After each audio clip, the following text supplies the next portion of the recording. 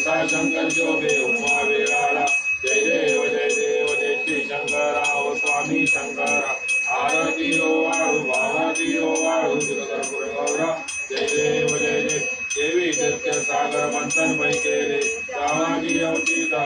सापडले विद्वा सुरपाने प्रसन्न केले नीलकंठ नाम प्रसिद्ध झाले जय देव जय श्री शंकरा ओ स्वामी शंकरा आरती ओ वाळू भावती ओ वाळू कर्पूर गौरा जय देव